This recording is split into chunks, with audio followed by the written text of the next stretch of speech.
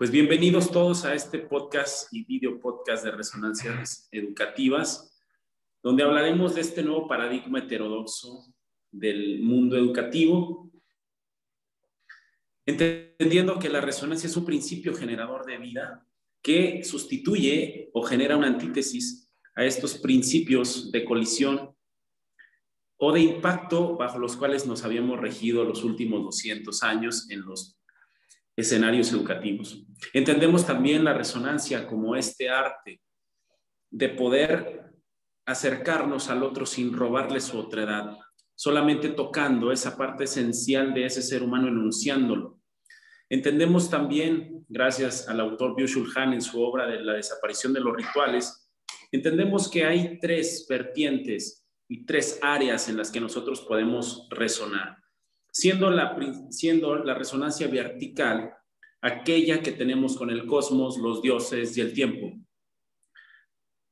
Por su parte, la resonancia horizontal se refiere a aquel acercamiento que podemos tener con los seres humanos, las personas o la sociedad. Y teniendo una tercera categoría que son las resonancias horizontales, verticales y diagonales, estas últimas siendo la resonancia que tenemos con las cosas o los objetos. Partiendo de ahí, el día de hoy vamos a dialogar, vamos a sostener un diálogo con Feten, que se encuentra en esta noche en Madrid, que es un pensador, un deshacedor de entuertos, que él nos diga a qué se dedica, dónde está, qué es lo último que acaba de leer, que lo diga él. Adelante, Feten. Bueno, pues buenas noches desde el viejo continente. Y bueno, ¿a qué me dedico? ¿Qué preguntas? ¿A qué me dedico? Cuando hoy día con sobrevivir es suficiente. Pues bueno, como reza en el rótulo, a deshacer entuertos. Y bueno, pues así uno camina, ¿no? Por la vida, deshaciendo entuertos o deshaciendo otras cosas. Pero bueno, Machado, que ha sido el hombre con el cual he estado dialogando últimamente, porque aquí, como decía Quevedo, en la paz de estos desiertos que me encuentro, por diálogo con los muertos, y uno de ellos es Machado. Y bueno, qué buenas noches. Feten, este encuentro lo teníamos ya quizás en nuestro corazón programado y hoy se da, y es un momento en el que nosotros podemos quizás también echar a volar nuestro pensamiento, nuestras emociones, para poder encontrar algunos aristas del principio educativo de los cuales hemos dialogado y de los cuales hemos construido este paradigma, que es una manera un tanto heterodoxa, como su título y como lo decíamos en un inicio, de poder observar aquello que quizás dejamos de observar hace algunos años del principio educativo y que es importante volver a mencionarlo.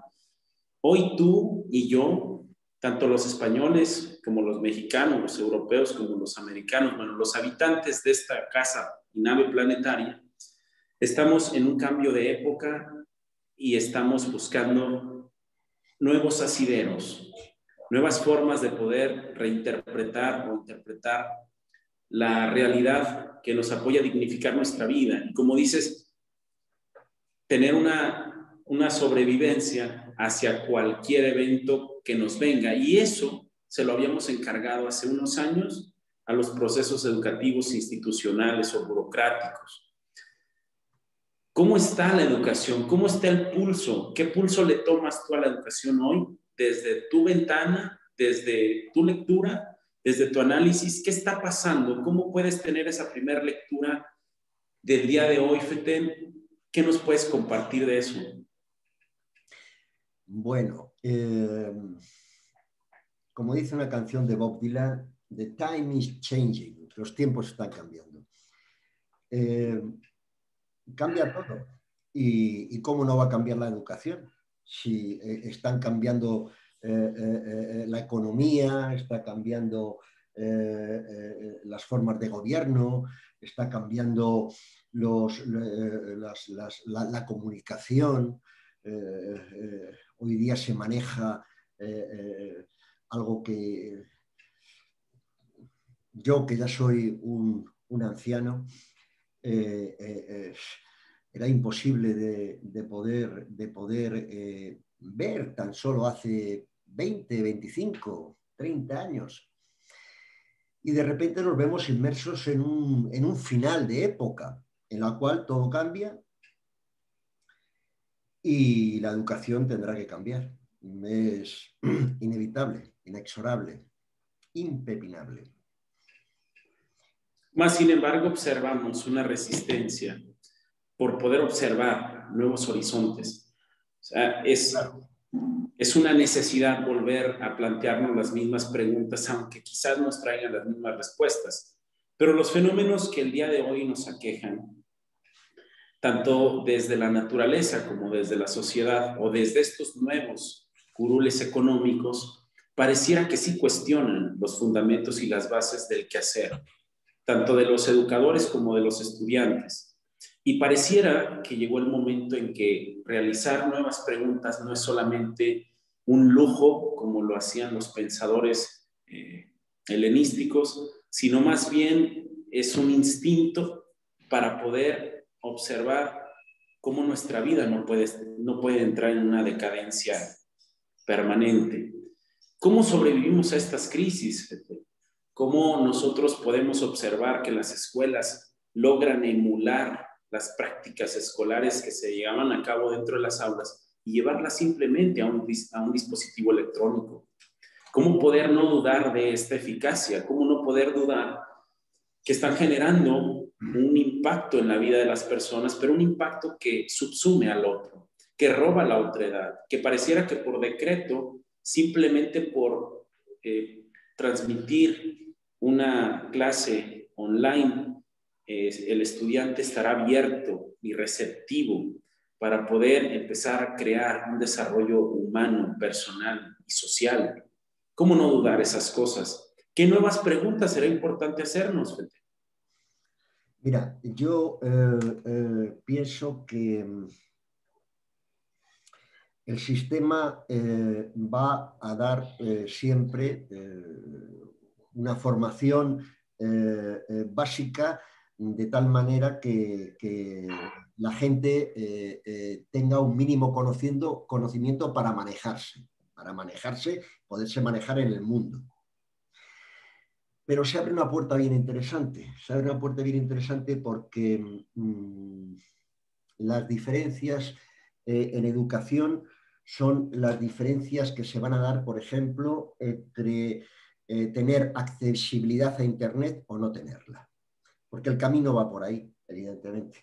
Entonces, lo que los estados debieran procurarse, a nuestro modo de ver, es en proveer de los medios, las infraestructuras necesarias para que todo el mundo tenga accesibilidad a la red. Y eso es muy importante porque digamos que el que sienta curiosidad va a tener mucho más, va a tener acceso a mucha más información.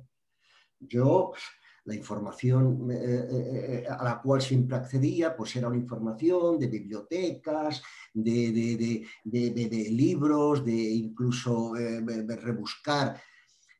Hoy día, a quien le interese la historia, se puede hacer, vamos, el mejor historiador, porque es que tiene accesibilidad a todo tipo de documentos, a todo tipo de información. Ahora, el punto está en que tiene que despertársele ese interés. El tema está en que, a nuestro modo de ver, el profesor debe ser alguien que estimule ese interés o prevea ese interés y lo estimule, pero en todo caso el alumno debe tener simplemente los medios Y bueno, pues el alumno tendrá que autoeducarse, pero a través del descubrimiento, como diría nuestro querido Heidegger, del desvelamiento, del desocultamiento de las cosas. Entonces, bien, con una dirección, es lógico, ¿verdad?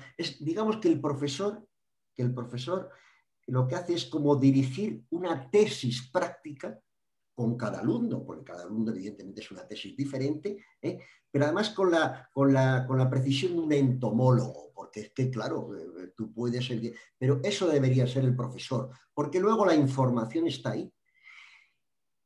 Y será en la medida en que la gente vaya siendo estimulada, en la que irá accediendo. Y bueno, el sistema se quedará pues bueno, pues para que la gente sepa pasar un semáforo en verde, vaya, o pasar por el Claro, peatón. claro, porque luego entonces podemos empezar a observar que en la práctica pareciera que lo urgente siempre va por delante de lo importante. ¿Y qué sería lo importante? Esto de lo que para ti podría dignificar la vida tanto del profesor como del estudiante. Esos roles que les permitieran tanto a uno ser este ente resonador. Hay que cambiar, claro. Bueno, eso ya tiene que ver con las formas, eso tiene que ver ya con la biopolítica.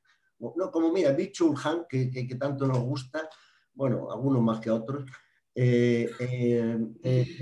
habla de la psicopolítica, habla de la ya no es la biopolítica, ya es la psicopolítica. Y entonces, claro, ahí es donde se está moviendo todo, en el Big Data. Él habla del Big Data como si fuese el inconsciente colectivo, o sea, es decir, el freudiano. Y entonces, bueno, pues ahí es donde está todo absolutamente pergeniado. Y bueno, es ahí de donde hay que acudir, hay que moverse. En esas estamos, en definitiva. En esas estamos un poco.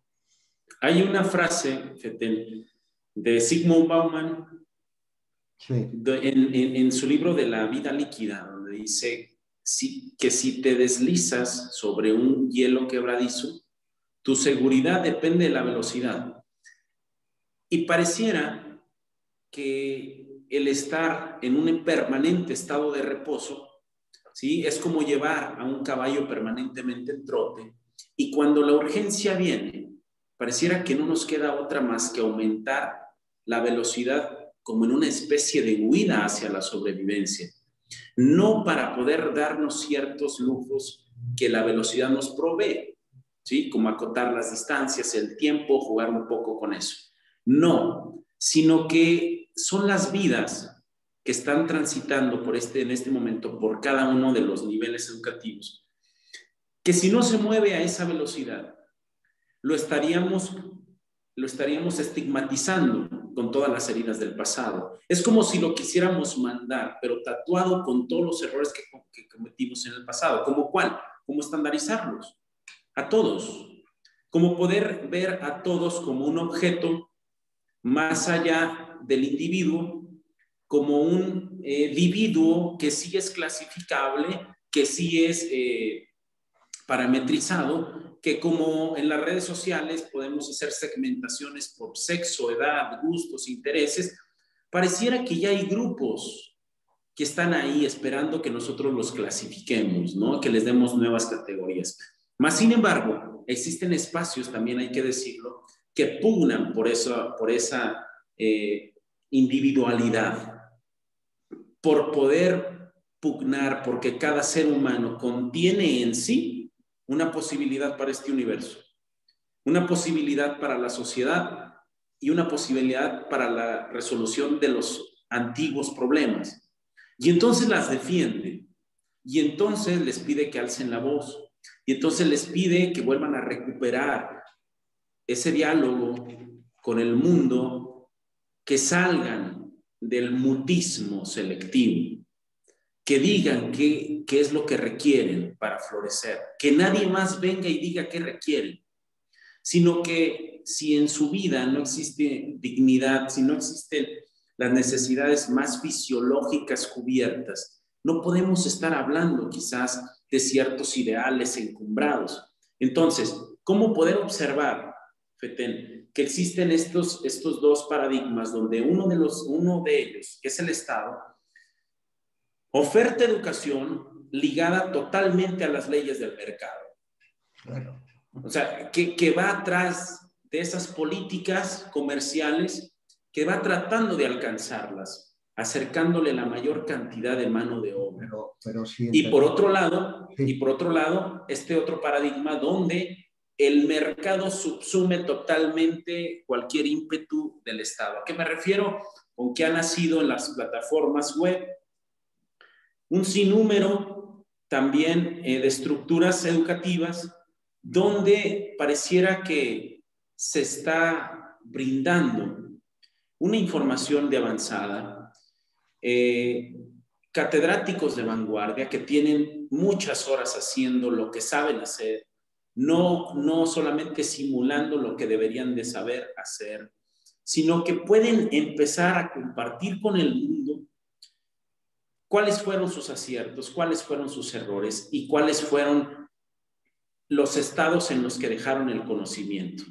Como Albert Einstein, que dice, ok, la fórmula para la unificación del universo está hasta este grado. Y que luego vengan los nuevos científicos y que complementen esto. O sea, ¿cómo podemos observar estas dos variables entre lo que te oferta el Estado y lo que te oferta el mercado actualmente? Vamos a ver. El mercado es un fetiche, ya lo decía más. Si hay un Dios, es el mercado, ¿no? Entonces, lo que demande el mercado es lo que se hace. Por el mercado se hace todo y, además, como lo dicen los mercados, eso sí, nadie sabe qué son los mercados, ¿no? Pero como lo dicen los mercados, pues es lo que hay que hacer. De tal manera que los mercados han subyugado a los estados. Los estados están subyugados a los mercados. Hoy día los hipermegabancos como BlackRock o Fidelity, estos son enormes. O sea, es que BlackRock tiene el 6 veces más el Producto Interior Bruto de España o de México, que son parecidos. O sea, BlackRock tiene 6 veces más, tiene 6 Españas, o 3 Españas y 3 México. Es decir, bueno, ¿quién somete a quién? Esa es la cuestión. Bien. El Estado debe cumplir una función puramente orgánica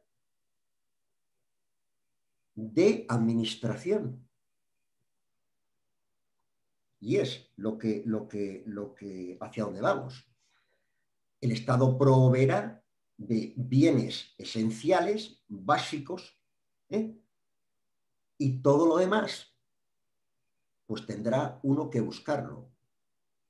Afortunadamente, como decía antes, Internet te permite poder acceder a donde quieras y tener todos los diplomas que te quieran dar.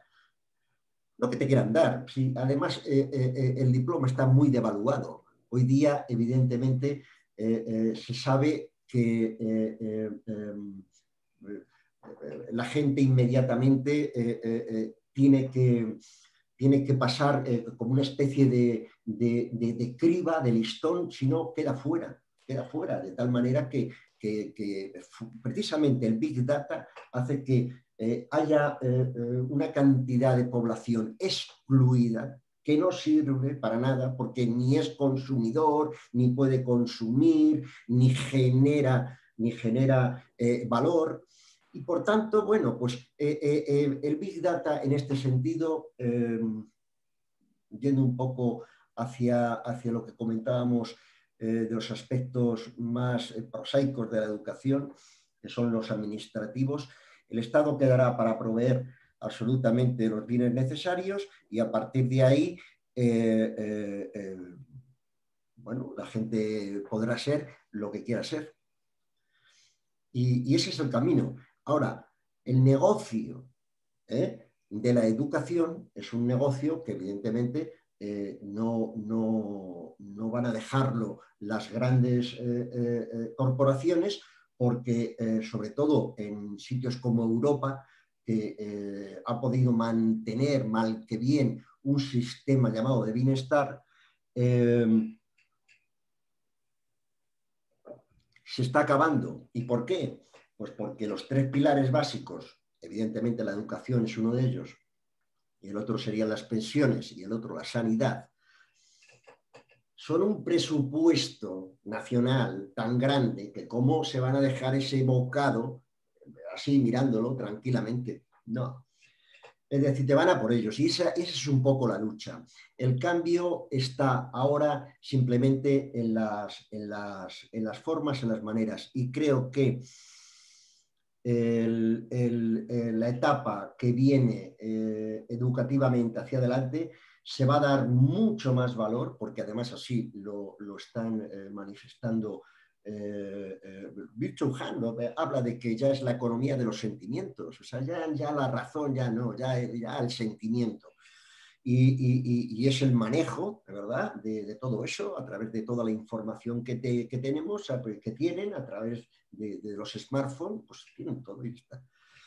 Por tanto, va a ser una educación que vaya más enfocada al poder sacar o desarrollar en cada persona, en cada alumno, en cada niño, yo que sé, a los diferentes niveles, extraer ese potencial que puede tener, maximizar, evidentemente eso. Claro, luego ya la industria cribará como tenga que cribar, pero evidentemente las fuentes de donde se va a alimentar el conocimiento van a variar y las maneras, por tanto. Es que Sí. al no abrir el telón a estas causas, como decía el libro del Finis Glory Mundi, Sí. La química es la ciencia de los hechos, pero la alquimia es la ciencia de las causas. Y entonces, al nosotros no ir a esos fundamentos, corremos el riesgo de entrar en una especie de regodeo permanente. Claro. Entre los problemas que el mismo sistema genera y la responsabilidad de cada uno de los docentes que asume. O sea, como lo decía Slavoj Žižek, que el sistema es tan inteligente que hace sentir culpable a las personas de los problemas que él mismo crea. Claro. Entonces, hemos desprovisto de una capacidad crítica de tomar distancia un poco de los fenómenos y hemos encargado que sean los burócratas de la educación los que terminen por definir el fenómeno cuando están totalmente subsumidos por él. Bueno, claro, entonces, es importante que la sociedad empiece a incorporar otras categorías. O sea, esta parte geopolítica, económica, social, humanística, ecológica, son parte fundamental de los procesos. O sea, no podemos encapsular en una burbuja y blindar a los procesos educativos de todos estos fenómenos que lo atañen. Es diferente entender a la educación desde una plataforma de una economía sana, que eso es algo utópico, de una ecología sana, sustentable, que eso es algo utópico, de una sociedad sana. Y hablamos de términos de salud biológica, médicos, que esa es otra utopía, porque hemos venido arrastrando grandes problemas por décadas y que el día de hoy pareciera que hacemos lo que hace el avestruz y con eso tratamos de solucionar esto. Dejamos de ver eso y pareciera que nos concentramos entre si los dispositivos, entre la gratuidad del internet, entre como decía Manlio Fabio Beltrones, un exsecretario de Educación en México, decía, es muy difícil parar un tren que va a toda velocidad para cambiarle una sola rueda. Ok, entonces no es la pregunta cómo le cambiamos la rueda. Habrá que hacerle nuevas preguntas. Por ejemplo, ¿y cómo nos hacemos del tren? ¿Cómo poder tomar la cabina de mando? ¿O cómo saltar a un salto al precipicio y confiar en nuestra propia naturaleza humana que nos mantendrá en pie. Pero ya no seguir bebiendo estas mismas fuentes que ya sabemos a dónde nos va a llevar. A que siempre los humanos que representan y le dan la vida al sistema son los responsables de todas las calamidades que en este se presentan. Y hablo de estudiantes, profesores, padres de familia. Son los responsables de que las cosas no funcionen. Cuando desde un principio las cosas fueron hechas para que no funcionen, en base a resultados, pareciera el resultado para ellos ha sido óptimo. Ha sido óptimo, han explotado lo que tenían que explotar y han llevado la educación al punto donde tenían que llevarla, crear obreros industriales, etcétera, pero es que ya estamos saltando a una nueva etapa donde eso ya no sirve. Eso ya no sirve. Y eso ya no sirve porque los obreros industriales van a ser sustituidos por robots. Entonces, ¿cuál va a ser cuál va a ser la formación técnica que te va a habilitar para un trabajo? Trabajará el 20% de la población y el 80% no trabajará, en el sentido que entendemos de trabajo. Seguramente tendrán otra forma de chuparles la sangre, que diría más. Pero bueno, sí, sin duda los cambios que se vienen en el sistema educacional van a ser muy importantes. Esta pandemia ya se han hecho varias probaturas a nivel de esto. Yo no sé los resultados que habrán obtenido ni sus estudios antropológicos y sociales que hayan hecho, pero bueno, que han estado haciendo probaturas, no te quepa la menor duda. Fíjate, yo recuerdo, hay un libro de las enseñanzas de Krishnamurti que se llama, el libro se llama Vivir en las escuelas y habla de este proceso que en los años 60 Krishnamurti lanzó al mundo, cuando sus enseñanzas se empezaron a distribuir por todo el mundo, se empezaron a practicar. Y entonces se empezaron a abrir escuelas en Canadá, en Chicago, en Sudamérica, en Europa. Y este señor empezó a escribir una carta a las escuelas donde hablaba de los principios y ciertos valores que eran importantes que existieran. Entonces, ¿cómo vigilaba él que en esas escuelas no se estuviera emulando a los sistemas educativos que ya tenían más de 100 años consolidándose en el mundo? Bueno, empezó a crear ciertas cartas y empezó a través del correo postal a hacerlas llegar por todo el mundo. ¿Qué quiero decir con esto? De que la forma nunca ha suplido al fondo. O sea, no vamos nosotros a través de dispositivos electrónicos hoy, no vamos a suplir el fundamento noble de la educación. O sea, pareciera que estamos muy ocupados porque el Internet llegue a los estudiantes y que se les dote de ciertos equipos, pero estamos premiando la forma. Pareciera que la forma nos va a garantizar el fondo y creo que no es así. Bueno, bien, mira, aquí estamos hablando, por ejemplo, de una distinción y es la distinción de la calidad con la cantidad. Bueno, por principio no puede haber calidad si no hay cantidad. Eso es un principio que bueno, la nada es. Por tanto, si no hay algo, no puede tener calidad. Bien.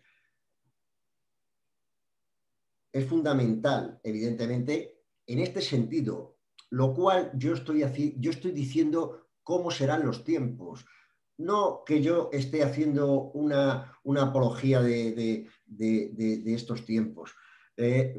Pero sin duda, hoy, para el que quiera, tiene muchísima mejor situación que antes. Eso es también algo que hay que tener muy presente siempre. En cuanto al sistema pedagógico, educacional, general, estatal, que para eso hay un ministerio, nada menos, claro, o sea, estamos hablando de algo muy importante, porque además la educación conforma, lógicamente, pues la cultura, ¿verdad? No sabemos muy bien qué será eso de cultura todavía, porque, bueno, tan cultural es la silla eléctrica como no sé, como el joropo. Bueno, la cuestión, a ver si lo retomo. Dame un pie. Sí, requerimos un mínimo de cantidad para poder crear... Correcto, disculpa. Requerimos un mínimo de cantidad. Bien, a partir de ahí hay que conjugar eso. Hay un momento determinado en el cual ya la cantidad sobra, sale sobrando. Pero si no llega a ese mínimo, no se puede hacer nada. Aparte de este tema, el sistema educacional en general, hemos estado viviendo un sistema educacional creado, lógicamente, por los jesuitas, el sistema educacional moderno, creado por los jesuitas, todos ellos lo saben. Y bueno, pues es un sistema que ha ido avanzando conforme la sociedad justamente necesitaba de esa clase obrera industrial formada, pero ha llegado, como digo, un momento en que eso ha colapsado porque esa economía industrial se ha transformado ya en una economía financiera. Por lo tanto, la industria, no sé, o sea, China es el taller del mundo, el resto del mundo no fabrica nada, solo lo fabrica China y ya está. Y entonces el resto del mundo se mueve simplemente por una nueva economía que no es, por supuesto, la economía que está tocando fin, que es la economía de los Chicago Boys de Friedman, y por supuesto después la austriaca, pues ha llegado ya ahora a una economía que es la MMT, que es el sistema monetario moderno. Entonces, ese sistema va a hacer que ya los estados jueguen un papel puramente regulador. Y la educación, a mi modo de ver, pues estará regulada para que evidentemente la población tenga, bueno, pues una educación básica para poderse mover en los ambientes necesarios y para poder saber manejar un smartphone y hacer las transacciones que tenga que hacer o pagar los recibos que tenga que pagar y para poco más. Pero es decir, para lo que a nosotros nos parece una cosa también realmente de ciencia ficción, no lo es tanto para los chicos. Yo los veo, ellos han crecido con ese sistema y para mí era pues ir a buscar una fuente bibliográfica de no sé qué, pues es que ellos ya se manejan de una manera en todo esto que va a cambiar evidentemente la forma. Pero es que esa forma es muy importante porque al final la forma es la que conforma, precisamente. Y aunque la esencia, si quieres, la esencia se produzca en el momento en el cual esa flor, que es el alumno, ha eclosionado, la forma, el sustrato, cómo se haya ido haciendo todo, pues, hombre, es muy determinante, claro.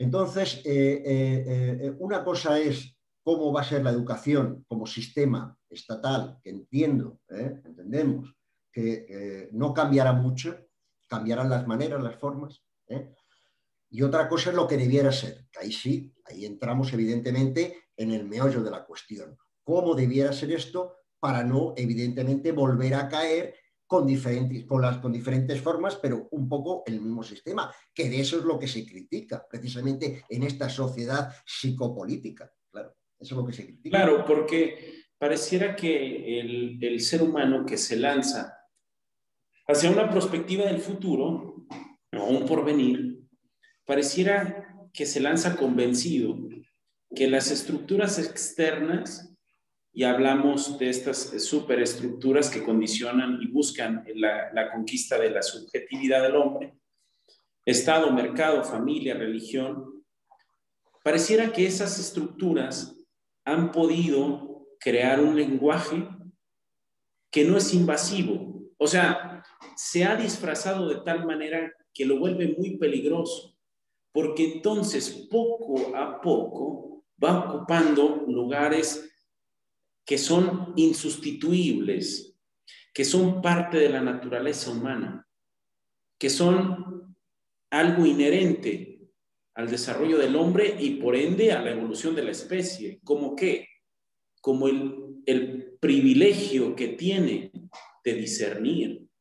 Yo no puedo otorgarle esta facultad a una aplicación móvil. Yo no puedo otorgarle estas posibilidades a las nuevas tecnologías, a la inteligencia artificial, porque luego entonces nos podemos encontrar con aquello que quizás después de la promulgación de los derechos humanos, después de la Segunda Guerra Mundial, que era frenar un poco la autodestrucción de la humanidad, que era frenar un poco, porque veníamos en inminente decadencia y ante unas décadas de terminar con esta experiencia humana, No, completamente, ¿no? No, Antes totalmente, ok. se hacía irreversible. Totalmente. Entonces, se buscó frenar la autodestrucción. No podemos volver a involucionar y volver a soltarle a los intereses externos que construyan nuestra propia subjetividad. Nadie puede decirnos cómo somos dignos y cómo dejamos de serlo. Ese es un estado que la persona solamente puede experimentar. Puede darse cuenta si el contexto donde él vive potencia su desarrollo, hace florecer sus habilidades, sus dones, puede permitirle vivir en un círculo comunitario y sentirse que es valorado, apreciado por su simple naturaleza humana. Eso no lo va a sustituir la tecnología. No Eso puede. es inherente a nosotros mismos. Es como si estuviésemos equipados de esa inteligencia que frena la autodestrucción. Claro, Como esto que pasa en los sueños. Nadie puede soñarse el momento en el que muere. Puede soñarse muerto. O sea, nuestro inconsciente funciona y ha funcionado para poder frenar. Ok, si vamos encarrilados a entregarle esta total subjetividad a las máquinas, corremos el riesgo de ahora sí hacerlo irreversible. Corremos el riesgo. pero eso es inevitable. Vamos a ver, lo gratuito, precisamente, dice dicho Han, lo gratuito. O sea, si la cuestión de todo esto es que todo es gratis. TikTok, gratis. Es decir, todo gratis. Y entonces la gente entra a lo gratis, pues ya está. Y si no tiene mayor trascendencia. Ahí es algo eso es algo que es inevitable. Eso es inevitable. La cuestión es cómo poder manejar todo eso adecuadamente. Esa es la cuestión. Y yo creo, sinceramente, que ahí habría que mirar un poco atrás.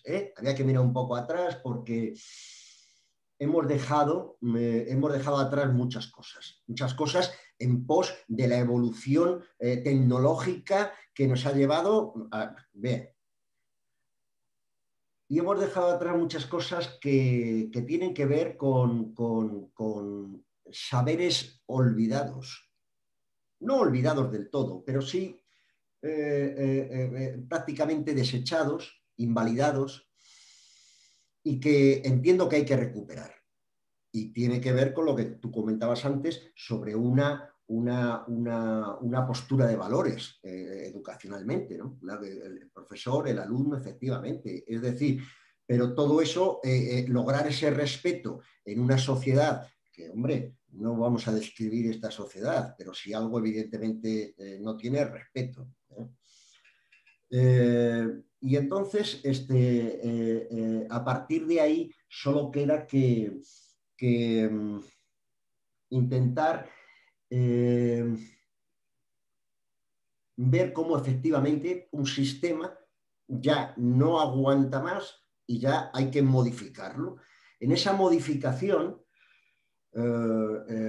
vamos a ver qué pasa, porque claro, esto no es Euclides, que llega y dice, dan unas condiciones iniciales, si yo hago una serie de cálculos, esto va a estar aquí. Pues no, oiga, porque el tiempo es una cosa que todavía no se controla mucho, ni se sabe muy bien cómo actúa, ¿eh? Y entonces la turbulencia hace que en ese desarrollo que tú habías ahí euclidianamente hecho, pues se va a tomar por saco las cosas, ¿no? O sea, esto, aquello de que si quieres hacer reír a Dios, cuenta de tus planes perfectamente diseñados, ¿eh? Ojo, perfectamente diseñados. Y bueno, ahí entramos en otro panorama, claro. Totalmente, totalmente, Feten, porque ni con las condiciones de urgencia sanitaria se pudieron revertir las prioridades. Estamos ante un inminente colapso sanitario, de salud pública. Los sistemas han colapsado, no son sostenibles. A algunos que han podido salir de este grupo, que han podido ofrecer a sus ciudadanos otro tipo de condiciones. Pero el mundo colapsó y no es un secreto a voces que el día de hoy, más allá de la economía y más allá de la política y más allá de las condiciones geopolíticas, la salud del hombre está en riesgo. Había sido colapsada por muchos años, pero hoy ha llegado al fin de un tanto de personas, que quizás las cifras, como lo hacen los estadistas, no son alarmantes, que hoy en México es más probable morir por muertes violentas que por mismo coronavirus. Eso es... Por supuesto. Claro, ok. Entonces, no con esto se han revertido las prioridades. ¿Y cuáles prioridades? Hablo de estos enfoques ideológicos donde basamos toda la supervivencia del hombre en las capacidades intelectuales que éste podía tener, olvidándonos que era un cuerpo físico, biológico, sometido a leyes naturales, los que podían sostener esos pensamientos. O sea, este pienso y luego existo, más allá de alimentar el cuerpo, de brindarle condiciones para su óptimo desarrollo, pensamos que compensar iba a bastar y ya nos dimos cuenta que no. Ya nos dimos cuenta que no es suficiente, que no solamente con hacer decretos, que no solamente con declarar enunciaciones, que no solamente con vibrar con ciertos mantras, esto va a generar un cambio en nuestra propia biología. Es importante que hoy podamos reunirnos también todos los educadores, formales e informales, burócratas y no burócratas, a poder repensar cómo cada esfuerzo educativo puede apoyar al ser humano a recuperar la salud, a vivir primero en un óptimo estado. Ya dejemos más allá todas las otras categorías que tienen que ver con esa construcción del pensamiento y del lenguaje. Pero creo que en este episodio yo quiero dejar en claro mi postura, como quizás desde hace algunos años la pude observar, de que había categorías que se habían, en orden de importancia, categorizado mayormente a la vida y que había que arriesgarlo todo, incluso la libertad, incluso la propia salud mental o física, por conseguir tales o cuales logros sociales o académicos. Y eso permeó mucho a la sociedad. Los mismos padres estaban de acuerdo con esto. Que si era necesario colapsar la salud por lograr un título, valía la pena y había que colapsarlo. Y entonces eso hizo que pudiéramos revertir un tema tan importante como es la salud y que cualquier fin iba a justificar los medios. Y hoy los fines están muy claros. Los dioses se han exponenciado, y con esto termino. Sí. No hablemos hoy de cómo ha podido incrementarse el valor del Bitcoin en el último año. Ya, bueno, sí. O sea, hablo de esto porque cuando las cosas que están en orden de importancia, cuando las cosas están en orden de importancia, por supuesto que hacen que suceda. Por supuesto. O sea, que si la prioridad fuera recuperar o apoyar al ser humano, a recuperar su propia salud, a dejar de ser su propio autodestructor, lo hubiesen logrado muy rápido. Lo hubiesen logrado muy rápido. Si pusiéramos enfocado todo el ámbito tecnológico en eso, hubiésemos dado pasos agigantados. Si hubiésemos regresado a escuchar a los abuelos, hubiésemos dado pasos agigantados. La verdad es que no nos interesa. La verdad es que a los educadores la salud de los estudiantes, de la sociedad en general, no nos interesa. Pero pues, ¿se llama educador o se llama funcionario? Porque claro, o sea, si ya empezamos por equivocarnos con las propias palabras, pues entonces, claro, aquello pues, puede salir, claro, educador, pues, la misma palabra lo dice, no vamos a buscar a la etimología, pero evidentemente, primero que nada es un funcionario que, bueno, tiene una forma de poder sobrevivir en este mundo y ha elegido esa. Y como tal funcionario tiene que estar sometido pues, a las leyes verticales que emanan de arriba abajo. Y ya está. O sea, sistema, pues como el colegio, pues claro. ¿Y cómo es el colegio? A ver, o sea, exactamente igual. ¿Eh? ¿Y cómo son los militares? Exactamente igual. ¿Eh? Y eso, ¿cómo son los jesuitas? Pues si los jesuitas son militares, ellos se declaran militares. Tienen un general y tienen de todo, vamos. Es decir, entonces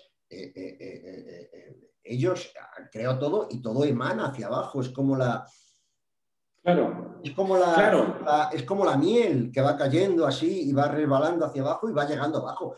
Claro, ha llegado un momento que hay un gran problema, a mi modo de ver, sociológico a nivel de los colegios, porque bueno, aquí en Europa todavía la gente está un poco más civilizada en el sentido de que las armas ni se permiten y todo eso, pero vamos, por lo que se ve en Estados Unidos, me imagino en México no andará muy a la zaga, evidentemente, bueno, o sea, es que hay profesores que se van allí a jugarse la vida, poco menos. Entonces, claro, eso es lo que eso es lo que ya no se puede estirar más la goma del sistema. Totalmente, El sistema ya no se puede estirar más la goma. Y hay que cambiarlo, hay que cambiarlo. Aquí el Yo tengo punto, una teoría, sí. tengo una teoría que yo creo que te la he expuesto alguna vez, y es que esta pandemia, que evidentemente nadie niega, por favor, nadie niega, pero es una pandemia que se ha utilizado. ¿Se ha utilizado para qué? Pues como aquí en España hay un refrán que dice, como el Pisuerga pasa por Valladolid, o sea, decirte, aprovechando que la cosa tal, pues, es decir, aprovechando que hay una pandemia, efectivamente, yo lo cojo, lo magnifico, le doy un plusvalor en el sentido marxista, le doy una le doy una plusvalía, le doy una cantidad extra que sale de la nada, como el trabajo, el plusvalor que sale de la nada, ex nihilo. Entonces, bueno, pues ese plus es el que han utilizado para intentar modificar el sistema. Para empezar, lógicamente, quitándose a Trump de en medio. Eso ya de la primera. Y luego, bueno, vamos a ver cómo va el asunto, porque ahí está en Rusia y ahí está en China. Entonces, que tiene que ir esto hacia una tripolaridad, no te quepa la menor duda. Pero bueno, siendo geometrista, pues qué bien, porque el trípode es fantástico, pues porque es el plano mínimo y al mismo tiempo tiene una sustentabilidad mejor que si tiene 4 o 5 patas. Por tanto, evidentemente, hacia un equilibrio, hacia una mayor armonización, creo que vamos. El cambio ¿El sistema capitalista cómo va a variar? Pues tendrá que ir en ese sentido. Evidentemente, el Papa, que tiene mucho poder, pues ya en su encíclica Laudato Si lo dejó muy claro hacia dónde iban las cosas. Y bueno, inmediatamente la ONU hizo la Agenda 2030 del 2020 al 2030 casi de obligado cumplimiento. Y están todos los países en la misma. Y todo va a ir por ahí, y la educación tendrá que Aquí, ir sí, por ahí. totalmente, totalmente. Aquí el punto, Feten, es que si ante esta emergencia el profesor, que es el único que puede funcionar como un filtro Sí, de esos requerimientos verticales que van en cascada y poder confiar un poco en que el proceso traerá sus propios resultados, traerá sus propias respuestas. ¿A qué me refiero? Que no habrá que sujetar a los niños, a los estudiantes, a estos rigurosos procedimientos para que generen resultados. O claro. sea, no podemos omitir que si el profesor no es parte de la solución, sigue siendo parte del problema. Hombre, Y entonces se juega una función muy el importante. profesor, yo me gustaría que cuando hablara de profesor cambiara la palabra profesor o la palabra educador por la palabra funcionario. Y formulas la frase igual, pero por funcionario. No es posible que el funcionario pueda lograr, etcétera, etcétera, porque es que le estamos dotando semánticamente de una cuestión que no sirve, que es que confunde. Sí, claro, claro. Pero resulta que es un poder hegemónico. O sea, la misma sociedad le ha dotado de tales condiciones a ese No, profesor la o a ese función funcionario. pública, la función pública existe desde hace miles. O sea, es decir, que la hegemonía, claro, la función pública. Claro, hoy día ya la administración la compone Claro, pública Feten, y hay claro, porque claro, porque los mismos estados están facultados para decir si esa persona puede entrar a dirigir grupos o no. O claro. sea, que la misma sociedad dota de estos elementos que quizás ni nosotros sabemos que deba de tener. O sea, dime cuáles son las condiciones y cuáles serían las características que deba reunir un educador o un funcionario para poder ser filtro de las demandas coercitivas que vienen por parte del Estado, que siempre lo único que quiere son resultados y resultados que puedan medirse económicamente. Entonces, ¿cómo él puede frenar un poco esa cascada y permitirle al niño o al joven, al estudiante, que él empiece a crear sus propias condiciones más allá del discurso, con los modelos de vida que le puedan proveer sus profesores?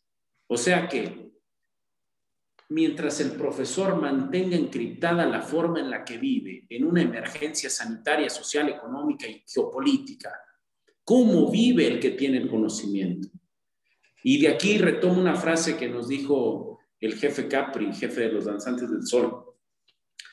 Decía, si el conocimiento que usted tiene solamente le sirve para cuando las cosas van bien, le hicieron fraude, Claro. vaya y reclame. Si el conocimiento que usted tiene no le sirve para cuando las cosas están en un inminente colapso, entonces, ¿para qué es ese conocimiento? Por eso, Claro. nosotros al no evidenciar cómo vivimos, qué hacemos, a qué recurrimos, cómo manejamos las consideraciones del tiempo, cómo podemos modular nuestra propia economía, cómo mantenemos nuestra propia salud, cómo generamos relaciones e interrelaciones familiares y sociales, cómo seguimos en un permanente caza del conocimiento, ¿qué hacemos?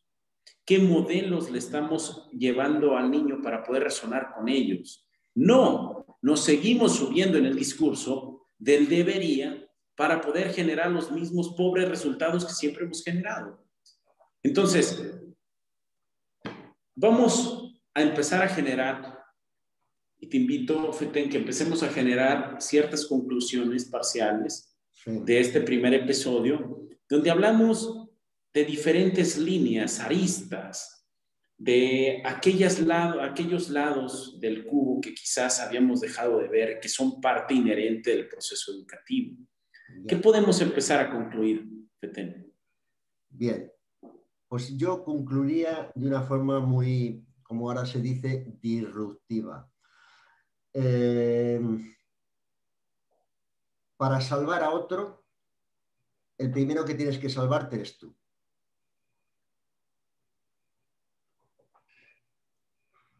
Si quieres educar, edúcate.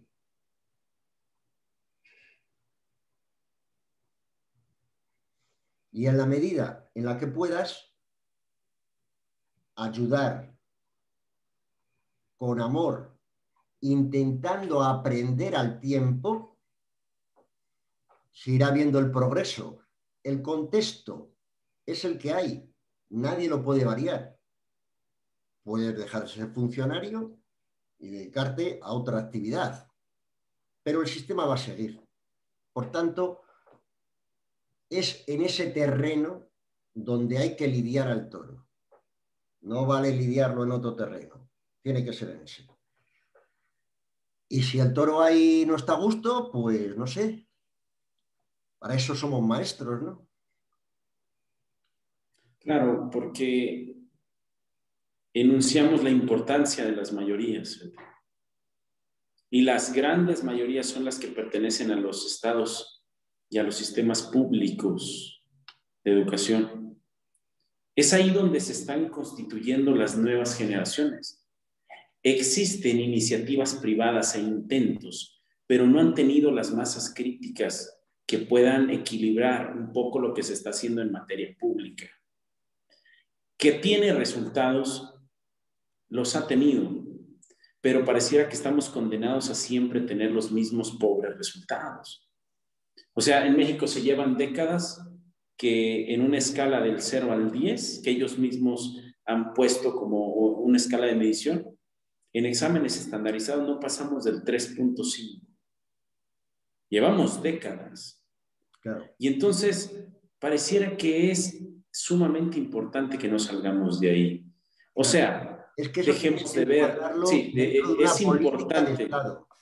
Claro, pero, o sea, es importante para mí que podamos ver las propiedades de los números y que quizás, más allá de lo que puedan representar, que sirvan para poder seguir alimentando solamente este sistema que no parará. No sabemos cuándo colapse, pero que sí le permita tener una mayor participación en tanto al proceso.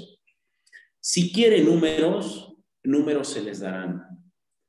Luego entonces estamos relacionándonos con vidas que no pueden seguir siendo solamente categorizadas a través de esos mismos números. Ampliemos un poco la mirada, crezcamos más en profundidad y podamos sentir el pulso del otro ante estas condiciones de urgencia y emergencia sanitaria. Entonces, muchas gracias a todos por escucharnos, quien nos esté escuchando. Buena noche, buenos días y espérenos en el segundo episodio. Mi hermano, te mando un abrazo.